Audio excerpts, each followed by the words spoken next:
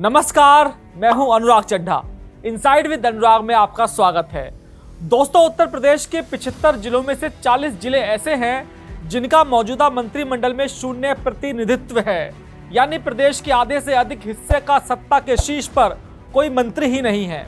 वहीं दूसरी तरफ आगरा, वाराणसी, अलीगढ़, कानपुर देहात और शाहजहांपुर जैसे मात्र 5 जिलों से 3-3 मंत्री सत्ता में बैठे हैं। ऐसे में इस गहरे असंतुलन ने भाजपा की नींद उड़ा दी है कि इस डिसबैलेंस के साथ 2027 का चुनाव कैसे जीता जाएगा। और इसी से निपटने के लिए भाजपा एक महा ऑपरेशन शुरू करने जा रही है जो इस पूरे असंतुलन को रिसेट कर देगा। इस रिसेट के बाद भाजपा शुरू करेगी अपना ABCDE प्लान। अब क्या है यह प्लान, कैसे होगा संतुलन और क्या है कैबिनेट विस्तार की तैयारी, आज इसी बारे में बात करेंगे। तो वीडियो को अंत तक जरूर देखिएगा क्योंकि आपको बीजेपी का पूरा ब्लूप्रिंट मिलने वाला है। दोस्तों, सबसे पहले बात करते हैं उस सबसे बड़े खतरे की जो बीजेपी की चिंता बना हुआ है, वो है प्रतिनिधित्व का अभाव। राजनीति में एक ऐसा उसूल काम करता है, जिस क्षेत्र का नेता सत्ता में होता है उस क्षेत्र की जनता और कार्यकर्ता खुद को सत्ता का हिस्सा मानते हैं। वर्तमान में यूपी के 40 जिलों में से कोई भी कैबिनेट या राज्य मंत्री नहीं है। इसका सीधा असर जमीन पर पार्टी के कैडर पर पड़ता है। कार्यकर्ता हताश होता है क्योंकि उसकी सुनवाई के लिए उसका अपना कोई माई बाप सत्ता में नहीं होता। बीजेपी की नई रणनीति इसी असंतोष को खत्म करने पर टिकी हुई है। पार्टी का लक्ष्य है कि 2027 से पहले उत्तर प्रदेश के सभी 75 जिलों से सरकार में सीधी भागीदारी सुनिश्चित कर दी जाए।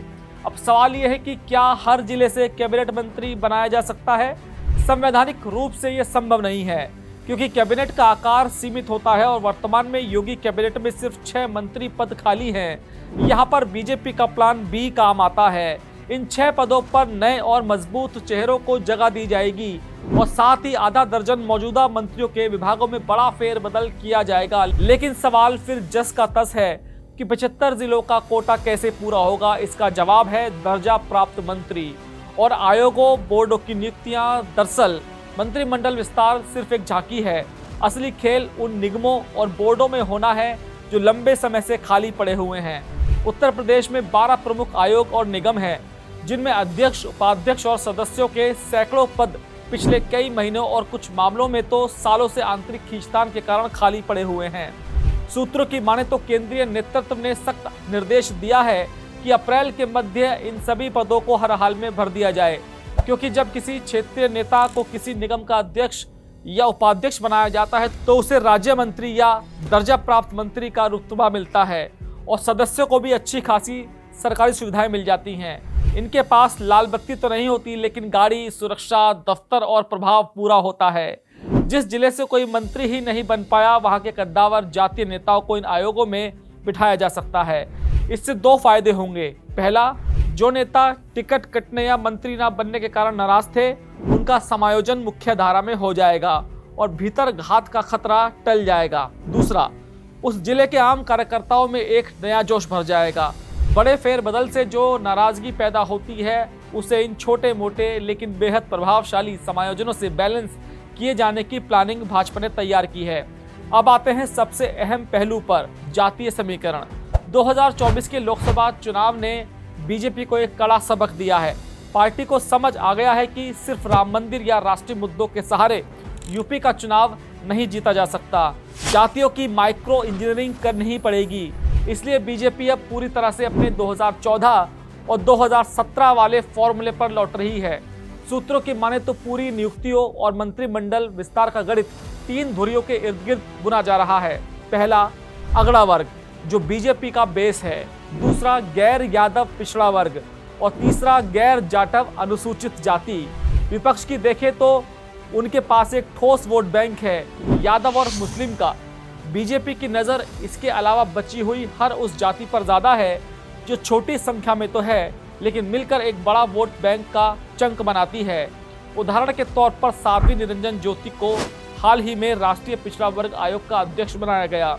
यह अति पिछड़ा वर्ग को सीधा संदेश है कि बीजेपी उनके हितों को लेकर बहुत गंभीर है और इसलिए माना जा रहा है कि कैबिनेट और बोर्डों में जब नाम तय किए जाएंगे तो इस बात का विशेष ध्यान रखा जाएगा कि कुर्मी, कोयरी, लोध, राजभर, मौर्य कुशवाहा जैसी जातियों के साथ साथ पासी, खट्टिक और वाल्मीकि समाज के नेताओं को प्रमुखता से पद दिए जाएं। सिर्फ यही नहीं, अगर सूत्रों और कुछ मीडिया रिपोर्ट्स के दावों की माने तो इन सब के साथ बीजेपी संगठन के स्तर पर एक बेहद आक्रामक रणनीति पर काम कर रही है, जिसे ABCDE प्लान कहा जा रहा है। चर्चा है कि 2022 के विधानसभा चुनाव और 2024 के लोकसभा नतीजों के डेटा को खंगालने के बाद यूपी की 403 विधानसभा सीटों को अलग अलग श्रेणियों में बांटा गया है। पहला, कैटेगरी ए, ये वो सीटें हैं जहां बीजेपी 2022 में मामूली अंतर से हारी और दूसरे स्थान पर रही। इन सीटों पर सबसे ज्यादा फोकस है। यहां के हारे हुए प्रत्याशियों या मजबूत स्थानीय नेताओं को बोर्डों में जगह देकर उनका कद बढ़ाया जाएगा ताकि वे 2027 में जीत की गारंटी बन सकें। दूसरा, कैटेगरी बी, ये वो सीटें हैं जहां पार्टी तीसरे स्थान पर खिसक गई थी। यहां संगठन को पूरी तरह से ओवरहॉल या कहें रिसेट या मरम्मत किया जा रहा है। तीसरा, कैटेगरी सी, मैनपुरी, आजमगढ़, रायबरेली जैसी सीटें जो सपा या कांग्रेस के मजबूत गढ़ माने जाते हैं। यहाँ बीजेपी की रणनीति बिल्कुल अलग है। इन सीटों पर स्थानीय नेताओं के भरोसे चुनाव छोड़ने की बजाय केंद्रीय पदाधिकारियों और कद्दावर मंत्रियों की विशेष ड्यूटी लगाई जाएगी। यहाँ टारगेट जीत से ज्यादा विपक्ष को उनके ही गढ़ में उलझाकर रखना है। और चौथा, कैटेगरी डी, ये वो मुस्लिम बहुल सीटें हैं या वो सीटें हैं जो बीजेपी ने 2022 में तो हारी लेकिन बाद के उपचुनावों में जीत ली। यहाँ का डेमोग्राफिक डेटा अलग अलग तरीके से हैंडल किया जाएगा। इस प्लान को जमीन पर उतारने के लिए पार्टी ने हाल ही में 11 नए जिलाध्यक्षों की नियुक्ति की है। इस सूची को ध्यान से देखने पर पता चलता है कि इसमें ब्राह्मण, ओबीसी और दलितों का एक परफेक्ट कॉकटेल बनाया गया है। संतुलन इतना सटीक रखा जा रहा है कि कोई एक जाति खुद को उपेक्षित ना महसूस करे।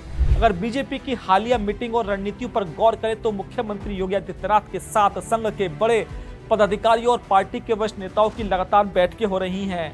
इसके अगले चरण में दिल्ली में उच्च स्तरीय बैठक होगी, जहां इस पूरी कैबिनेट विस्तार और आयोगों की नियुक्तियों की फाइनल लिस्ट पर मोहर लगेगी। अब बात करते हैं इस पूरी कवायद का अखिलेश यादव के पीडीए पर क्या असर पड़ेगा।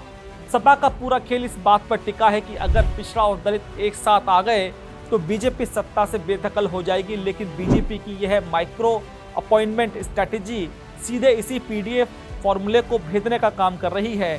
जब बीजेपी गैर यादव, ओबीसी और दलित समाज के नेताओं को चुन चुनकर सत्ता में भागीदार बनाएगी तो अखिलेश यादव का पीडीए छिन्न भिन्न होने लगेगा।